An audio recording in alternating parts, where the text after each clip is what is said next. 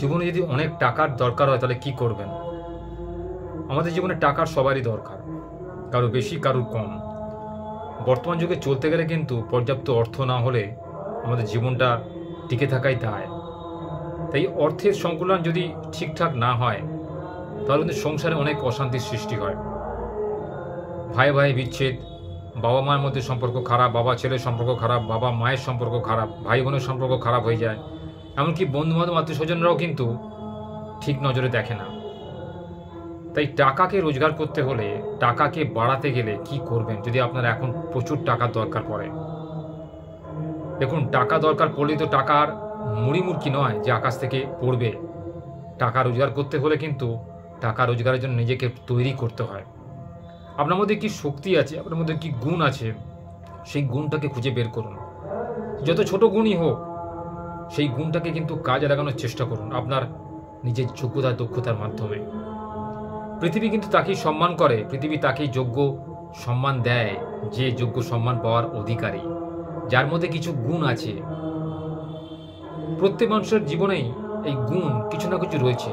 দেখবেন কেউ ভালো লিখতে পারে, কেউ ভালো গাইতে পারে, কেউ ভালো নাচতে পারে, কারো হাতে লেখা ভালো, কেউ ভালো কথা বলতে পারে, কেউ আবার পড়াশোনায় খুব দক্ষ, চতুর, কেউ আবার দেখবেন কোনো প্রোডাক্ট বা জিনিস বিক্রি করতে প্রস্তুত বা পটু, আবার কেউ ধরেন ভালো আঁকতে পারে। এত কিছু গুণবল অধিকারী একটা মানুষ। পৃথিবীতে যদি 800 কোটি মানুষ থাকে, 800 কোটি মানুষের বুদ্ধি বা মেধা কিন্তু 800 কোটি রকমের।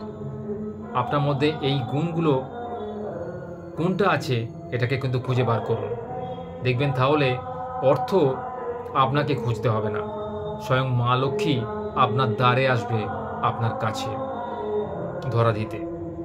নিজেকে সবসময় তৈরি করুন, প্রস্তুত করুন অর্থ রোজগার উপযুক্ত করে। কখনোই অর্থ অর্থ চাই, আমার অর্থ চাই, আমার কেন অর্থ নেই, আমি কেন গরিব, এই চিন্তা করে কিন্তু মনে আক্ষেপ করবেন না। ভগবান আপনাকে যা দিয়েছে জানবেন, সেই নিয়ে আপনাকে সন্তুষ্ট থাকতে হবে বা থাকা উচিত আমাদের। আমরা কিন্তু সেগুলো না করে অহেতুক নিজের চাহিদা বাড়িয়ে ফেলি, অহেতুক নিজের ক্ষমতার বাইরে গিয়ে চেয়ে ফেলি, সেখানেই হয় বিপত্তি। কখনো নিজের ক্ষমতার বাইরে কোনো কিছু চাইতে যাবেন না, দেখবেন তাহলে উপরওয়ালা আপনাকে দেবে না। তখনই চাইবেন যখন আপনার মধ্যে সেই যোগ্যতা আসবে, আপনি সেই চাহিদাটাকে পূরণ করতে পারবেন, সংকুলন করতে পারবেন, তখনই দেখবেন উপরওয়ালা আপনাকে আশীর্বাদ করবে সেই চাহিদা পূরণ করার জন্য, তার আগে কিন্তু নয়।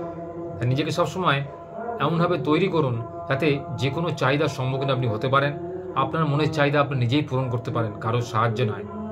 তাই নিরন্তর পরিশ্রম করুন, বুদ্ধি লাগান এবং সময়কে কাজে লাগান। যে সময়কে কাজে লাগায় তাকে কিন্তু সময় ফিরিয়ে দেয় না।